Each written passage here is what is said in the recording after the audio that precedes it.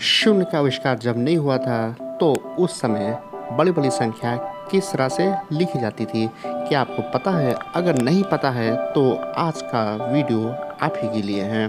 तो faceted bye विकास में आपका स्वागत है और आज का वीडियो शुरू से लेकर अंत तक देखिए और जानिए कि शून्य के आविष्कार होने से पहले बड़ी बड़ी संख्याएं किस तरह से लिखी जाती थी।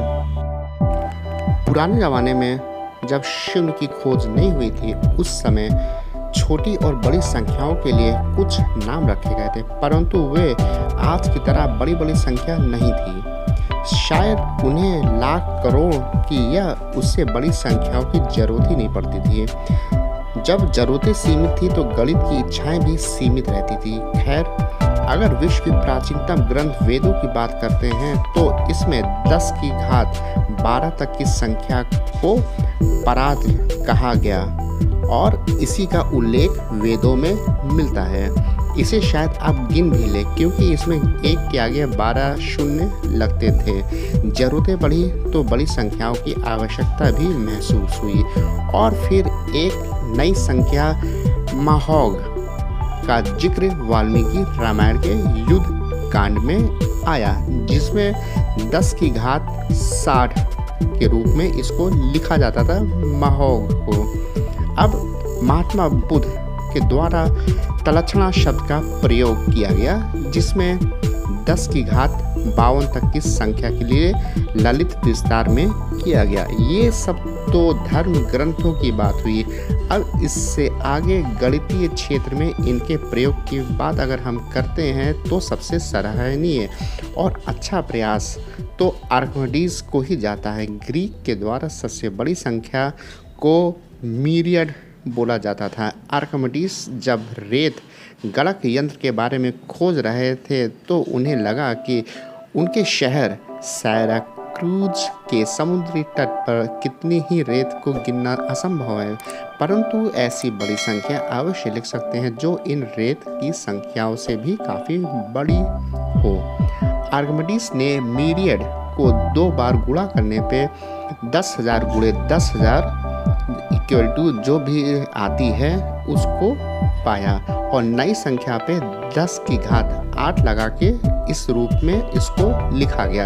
अगर दोबारा गुणा किया जाए तो यह 10 की घात 16 एक बड़ी संख्या बनती है, परंतु रेत की संख्या का अनुमान लगाने के लिए 10 की घात 8 को 8 बार गुणा करने पे जो संख्या 10 की घात 64 से बड़ी संख्या बनेगी उससे रेत की संख्या का अनुमान लगाया जा सकेगा। परंतु आर्किमिडीज ने यहाँ नहीं रुके और उन्होंने इससे बड़ी संख्या के बारे में सोचा। उन्होंने 10 की घात 8 पर 10 की घात 8 की संख्या लिखी जो एक के बाद 800 मिलियन शून्य के बराबर होती थी।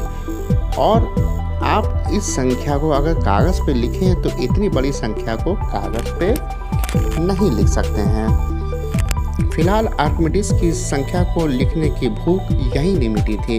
उन्होंने इससे भी बड़ी संख्या लिखना शुरू कर दिया था। इसका अनुमान आप इस तरीके से लगा सकते हैं कि ब्रह्मांड का जो हिस्सा आप देख भी नहीं सकते हैं, आर्किमिडीज ने उस संख्या को भी लिखा जो 10 की घात 87 के बराबर हुआ करती थी। अब इसके आगे आधुनिक समय में अगर हम लौटते हैं तो कंप्यूटर की लोकप्रियता ने इससे बड़ी से बड़ी संख्या को ढूंढने में मील का पत्थर की तरह काम किया। इसी क्रम में अमेरिकी गणितज्ञ एडवर्ड कस्नेर ने एक बड़ी संख्या 10 की घात 100 की खोज की और जब इनके नामकरण की बात आई तो उन्होंने अपने भतीजे से इस संख्या का नाम देने की बात किया और परिणाम ये रहा कि बड़ी संख्या को गूगल नाम दिया गया। इसके बारे में आपने हमारे एक वीडियो में देखा ही होगा जिसका जिक्र आप ऊपर आई बटन में क्लिक करके देख सकते हैं। इसके बाद जरूर से पसंद आया, अगर पसंद आया है तो आप हमारा आज का वीडियो जरूर से लाइक सब्सक्राइब शेयर कीजिए और हमारे इस परिवार का हिस्सा नहीं बने हैं तो हमारा चैनल तुरंत आप सब्सक्राइब कर लीजिए। और लास्ट में ये बताना चाहते हैं कि अगर आपने हमें इंस्टाग्राम पे फॉलो नहीं किया है तो ज़रूर से फॉलो कर लीजिए, लिंक आपको डिस्क्रिप्शन में मिल जाएगा। तो अब हम मिलते हैं किसी और अच्छे नेक्स्ट वीडियो में, तब तक के लिए goodbye and take care.